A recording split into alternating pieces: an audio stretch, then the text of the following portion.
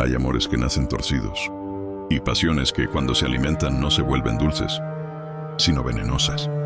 Hoy conocerán una historia que mezcla deseo, hambre emocional y un ritual tan primitivo, tan oscuro, que nunca debió ser pronunciado por nadie. La historia de José y de Karomi, la bailarina cuyo corazón jamás debió ser ultrajado y cuyo espíritu sigue buscando algo que perdió, algo que alguien le arrebató. La jungla no era un club nocturno común, era una fantasía salvaje hecha lugar físico. Enredaderas falsas colgaban del techo, luces verdes, decoraciones de animales selváticos y ruido que pulsaba como si imitaran el corazón de un animal gigante. El aire siempre olía a sudor, perfume y algo que nadie sabía identificar. José llegó la primera vez por accidente, o al menos eso decía. Entró tímido, nervioso, sin saber que esa noche su vida cambiaría de manera irreversible. Y entonces la vio, Karomi. Bailaba en medio del escenario con movimientos tan sensuales que parecían sobrenaturales. Su cuerpo se deslizaba como una serpiente elegante entre las luces y su sonrisa, esa sonrisa, era una mezcla de tentación, misterio y dulzura. José sintió algo que nunca había sentido. Una necesidad ardiente de pertenecerle, de ser mirado solo por ella, de ser tocado solo por ella.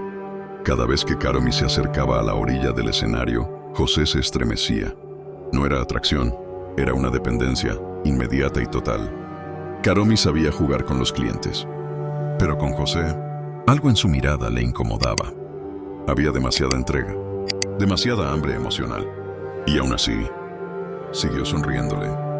José empezó a ir todos los viernes a ver danzar a Karomi. Se convertía en un capítulo obsesivo de su vida, hasta que un día, ella decidió darle un baile privado, no por cariño, sino porque era su trabajo. En la sala privada, la música era más lenta, más sugerente.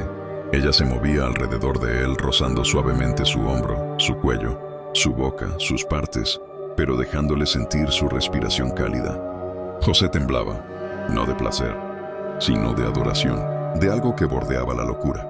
¿Cómo te llamas de verdad?, preguntó él casi susurrando. Karomi se detuvo un instante. María, dijo finalmente. Nadie más la llamaba así, solo su familia, solo ella misma cuando lloraba, y José lo sintió como un regalo íntimo, un acceso prohibido. María salió del cuarto sin mirar atrás, pero José se quedó con el nombre clavado en la mente como un tatuaje quemado en la piel. Días después, José escuchó que Karomi planeaba renunciar, que quería dejar la jungla, que estaba cansada de todo, que quería desaparecer. La idea de que ella pudiera seguir su vida sin él, sin su devoción, sin su obsesión, fue algo que destruyó lo poco que quedaba de su cordura. José empezó a seguirla, no lo suficiente para ser atrapado, pero sí para memorizar su ruta, el sonido de sus pasos, el perfume que dejaba en el aire, incluso el ritmo con el que encendía un cigarro cuando salía del club. Una noche la observó llorando detrás del edificio. Una discusión por teléfono, una pelea con alguien. Su rostro, iluminado por la luz del poste, mostraba una vulnerabilidad que José no debía haber visto, pero que lo marcó profundamente. Ella era humana, frágil, sincera, y por eso, él quería salvarla, aunque ella jamás se lo pidió. José encontró un antiguo ritual navegando por foros de magia clandestina. Un amarre, un vínculo eterno entre dos almas, algo que no solo atrapaba el amor de una persona, sino también su sombra, su reflejo, su energía vital. El ritual tenía 3 requisitos. Un objeto íntimo. José tomó una prenda íntima de Karomi que había dejado caer una noche. Un fluido. Bastó una gota de líquido personal. El nombre verdadero dicho en voz alta, mientras pensaba en la última mirada que ella le dio. María. Solo decirlo ya hacía que el aire de la habitación se espesara. José encendió velas verdes y una roja al centro.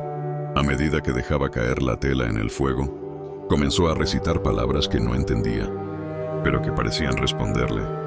El humo formó figuras femeninas, curvas, sombras sensuales, que se movían como si bailaran para él. Manos delgadas acariciaban su cuello, su cabello, sus hombros, aunque él sabía que estaba completamente solo. O eso creía. Una voz femenina susurró: «Llámame otra vez». José, aterrado y excitado al mismo tiempo, dijo: «María». El fuego explotó en un destello verde. La casa tembló como si algo hubiera entrado. o salido. Al día siguiente, contra toda lógica, contra todo sentido común, Karomi fue a buscarlo. José no entendía por qué. Quizá fue la manera en que la miraba. Quizá fue la necesidad emocional que vio en él. Quizá algo la estaba empujando desde otro lugar. Una noche, después del trabajo, Karomi tocó la puerta de su departamento. Tenía los ojos cansados, el maquillaje corrido, pero se veía más hermosa que nunca, más real, más humana. José no lo podía creer. Hablaron, rieron, se confesaron cosas que jamás debieron compartir. Y cuando ella apoyó la cabeza sobre su hombro, él sintió que el mundo entero se alineaba solo para él. Poco a poco, la tensión entre ellos fue creciendo. Karomi se acercó más. Su respiración rozó el cuello de José. Sus dedos lo tocaron primero con timidez, luego con hambre. Él correspondió. Las caricias se volvieron más lentas, más profundas, cargadas de una electricidad casi espiritual, como si el aire vibrara alrededor de ellos. Una escena tan pasional, tan explícita e intensa que parecía romper algo en el ambiente. Era como si las sombras se movieran, observando, contorsionándose con cada suspiro. Los besos de Karomi eran una mezcla de necesidad, de tristeza y de entrega absoluta. Esa noche, no solo llegaron al éxtasis, también se desnudaron emocionalmente, se abrazaron como si hubieran esperado años. El cuerpo de Karomi sobre el de José era tibio, frágil, y a la vez inquietantemente frío en ciertos momentos, casi imperceptible, pero real, muy real. Cuando terminaron, Karomi temblaba, no por frío, sino por algo que no podía nombrar. «Me siento rara», murmuró, como si algo me estuviera mirando desde dentro de mí. José quiso abrazarla, protegerla, y lo hizo.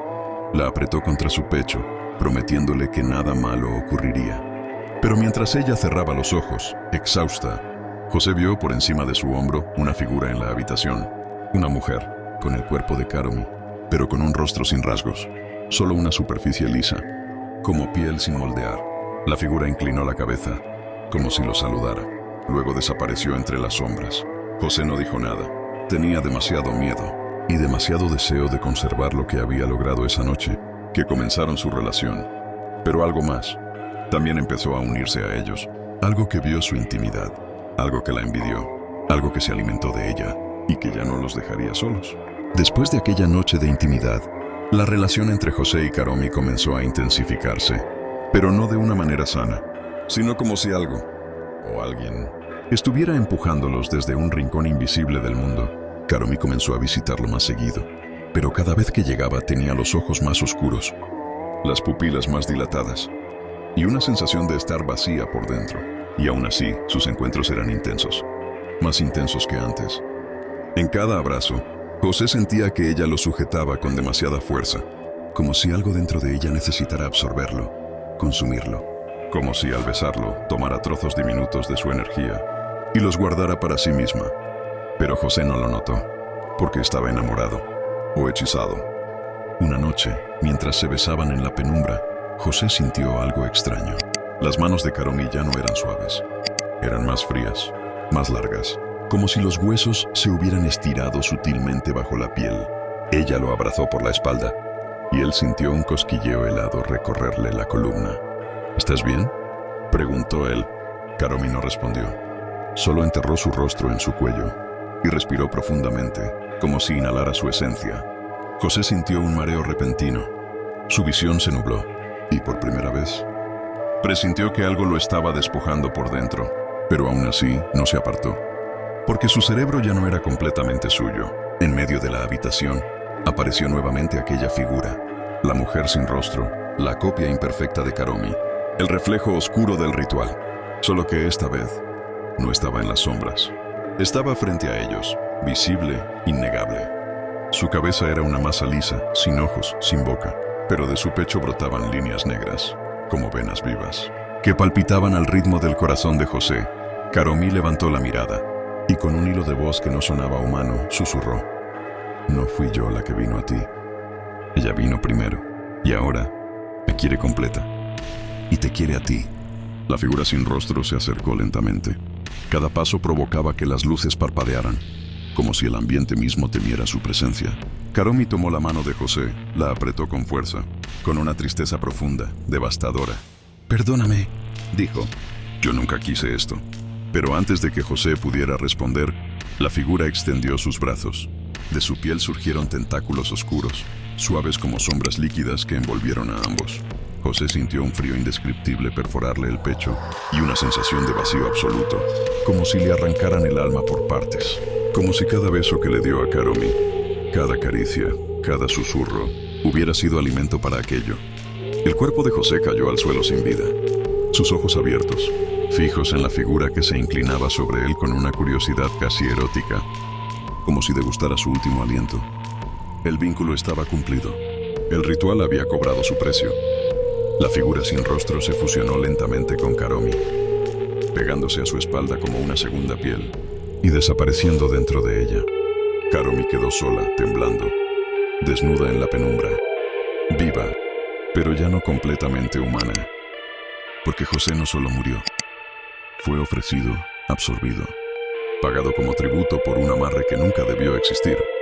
Y desde esa noche, María ya no baila en ningún club. El que baila es el vacío que vive dentro de ella, hambriento, observando, esperando al próximo que se atreva a tocar su corazón